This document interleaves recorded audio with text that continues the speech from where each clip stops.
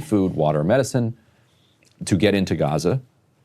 And it is creating famine-like conditions and has slaughtered, I think, more than 300 children over the last several days. Protesting that is enough to get them thrown into the back of these cars or have to go on the land. As you can see, you know, the first person, Miss Ozturk, is apparently, you know, she's a Turkish citizen. So apparently her crime is that she is, quote, one of several students one of several authors of an opinion essay published last March in Tufts University student newspaper. The essay criticized university leaders for their response to demands, and Tufts, quote, acknowledged the Palestinian genocide and divest itself with companies to Israel. Mr. Durrati, who you mentioned, Ali Raza Durrati, there's not even actually any record of anything that the guy has done. And like you said, the other one just attended a protest. This was...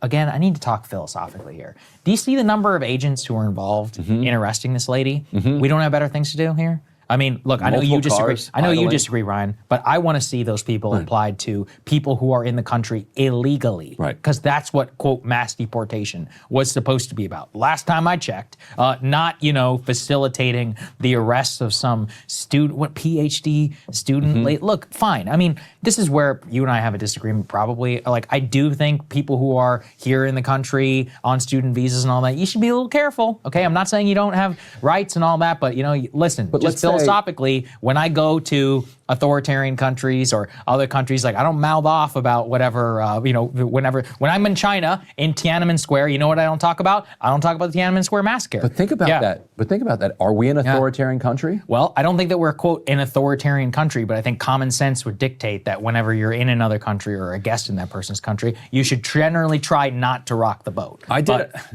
I did a home exchange in France in 2023. We had a French family stay in our house, and we stayed in their house for several weeks. It was awesome. France is an authoritarian country, but so at the time there was some. I actually did several shows from there where I was critical of the French government for their handling of the situation in Niger. Like, should they have come in and rounded me up? Well, they could have. No, that's the point. But right? We have a visa process that we have established for students and for tourists. And if you go through that process, we grant you a student visa. And as long as you follow the laws of our country and you're following the remit of the visa that we have given you, we have invited you into our country, and you are spending money in our country. And if you don't violate that, for us to arrest you because Israel or some pro-Israel organization has put you on a list of people that they think are mean to Israel, it breaks the contract that we made with these people. I totally agree with you. There's no reason for us to be doing this. It's stupid. I'm more philosophically, people are like, oh, they have a right to be here. I'm like, well, not really. But we gave them the right to be there by creating a visa process that they went through. And also, people may not understand this. One of the main things that keeps our trade deficit lower than it would be otherwise is that millions of people come from overseas to the United States to study here and to do tourism here. If you look at the trade deficit that we have with Canada, it's cut like in half by Canadian tourists and students who come here and spend, and also many of them pay like full freight to go to our state and private universities. And so they're subsidizing the American students. Like what American University, like it's like $85,000 a year or something for the full freight. Americans don't pay that. You know who pays is like the rich Egyptians, the rich Emiratis. I don't disagree with the word you're saying, but that also raises a lot of questions as to then why is the student debt crisis so high, and why exactly is tuition still really expensive. Right, exactly. Now, you know, we could debate this foreign student thing all day long. I think what we can both agree on is the appropriation of immense federal resources to hunting some South Korean lady who, South Korean lady who's been here since she was 7 years old and attended the Columbia University protests is just like not very high on, I think, most people's list of what they thought of for mass deportation. And then when you go and you look at mass deportation figures of the actual criminal illegal aliens who are being deported, the numbers are exactly the same as they were under the Biden administration and or roughly the same. Now, but I also don't think I don't think she should have to watch her mouth. She's a legal permanent resident, and the difference between us and China and us and Russia is that you don't have to watch your mouth here. You say whatever you want. As a citizen, yes. See, that's where I just disagree. Now, I'm not saying that. Again, we're talking about should and can. Okay, but what if you're a citizen? Yeah. But you previously you're a naturalized citizen. So now you're a citizen.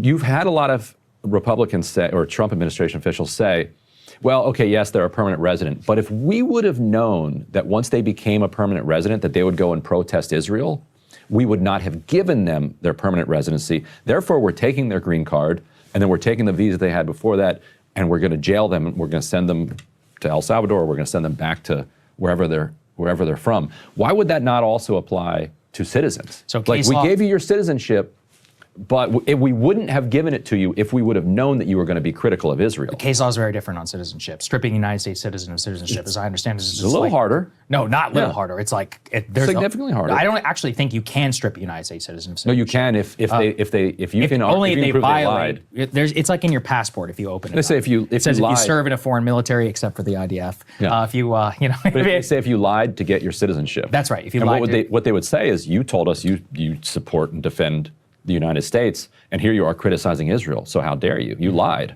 I think the difference in particular on these student visas and these permanent residents is, for me, the appropriation, like I said, of federal resources purely based on speech grounds with no criminal behavior is one that I think most people will say, yeah, that's pretty messed up, right? And because if you look in the past for any of these like deporting based on support for foreign, it was like pretty extreme stuff. You know, if we're going to the World War II era, where you literally had to be a actual like pro-Nazi, like on the radio, giving a speech, be like, we need to support Hitler for the Roosevelt administration or others to prosecute you for treason. And actually, even on speech grounds, I was looking back, I was recently reading a book about this. Even then, a lot of those cases had immense difficulty getting over a First Amendment back. That's with the citizens that we're talking about here. And that was even at a time of Korematsu, when you had Japanese Americans literally enslaved in a camp, you know, illegally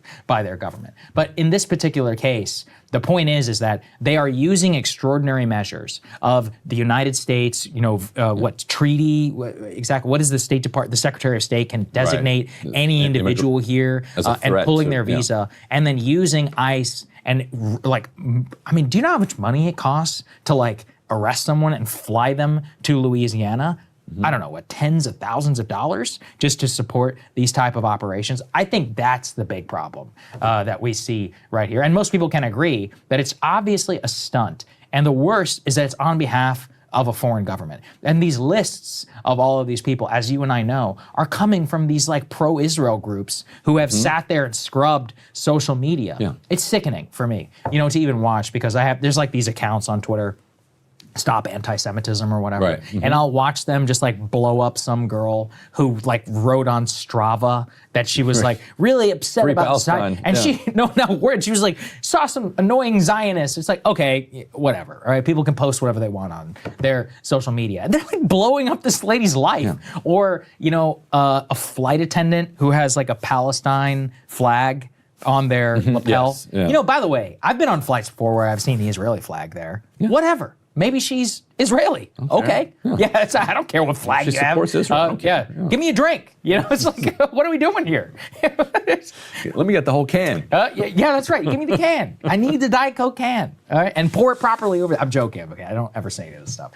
But my point is just like, who cares with the lapel? And they blow these people's up. They like ruin their lives and in inviting this like witch hunt. And those are the people who the government is taking these lists of people from who didn't commit any crime. All they did was speak out against a foreign government. So I don't know. I just think it's crazy. And I would say to the people who are like, well, they should be good guests and screw them.